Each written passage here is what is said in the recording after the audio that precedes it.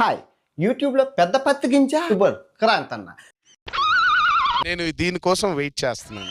First అయితే ఒక like కొట్టి పూర్తిగా వీడియోని కంటిన్యూ చేయండి.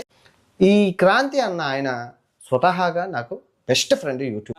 అతను ఎవరనుకుంటున్నారా? ఎవరు? My friend, living legend. అన్న మీకే క్రాంతి అన్న నీకే చెప్తున్నాను, వయసులో పెద్దవాడివి. అవునమ్మా, పాప నీకు వయసు కూడా అయిపోతుంది.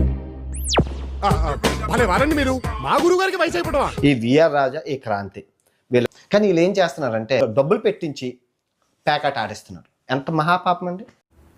చాలా పాపం రా రే, చాలా పాపం రా. వీళ్ళు ఎన్ని బెట్టింగ్ యాప్ చేశారో సబ్స్క్రైబర్స్ ప్రూఫ్ కాదు, నేనే ప్రూఫ్. నా కళ్ళతో నేనే చూశాను. అన్న నిన్న మెసేజ్ పెట్టారు, ఇది వినండి. హాయ్ అన్వేష్, ఎలా ఉన్నావు?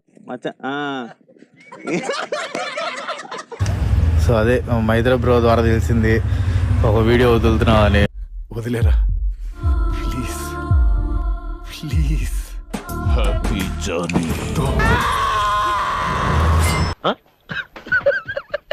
లాస్ట్ ఇయర్ నీకు చిలక్కి చెప్పినట్లు చెప్పాను, బెట్టింగ్ యాప్ల జోలికి పోకు వద్దు అంటే మళ్ళీ స్టార్ట్ చేసేసారు. మళ్ళీ ఎంత స్టార్ట్ చేసేస్తారు. బతుకు తెరువు కోసం సార్, నువ్వు వేసే యాశాలకి చేసే పళ్ళకైనా సంబంధం ఉందేంట్రా? అసలే సార్, ఎడ్యుకేషన్ వీడియోస్ చేసేవానికి ఆ మాత్రం కామన్ సెన్స్ ఉండదా సార్? నువ్వు నిజంగానే క్వశ్చన్ అని అడుగుతున్నావా రాధిక? అండ్ ఆల్రెడీ నేను అది ఆ ప్రమోషన్స్ కూడా ఎప్పుడూ ఆపేసి, చాలా కాలం అయింది ఆపేసి. ఇక చాలు, ఆపేద్దాం. అవును, అంతా ఆపేద్దాం. ఇప్పటిదాకా పోయిన ప్రాణాలు చాలు, ఇక వద్దు. నేను చెప్పా, ఒకడేమో వీడియోయే చేసేసారు, నువ్వు క్రిస్టియన్ అట, నేను క్రిస్టియన్ నేను చెప్పారా మీకు? నేను చెప్పారా మీకు? క్రాంతి వ్లాగర్ వల్ల నాకు 30,000 లాస్ అయిందట.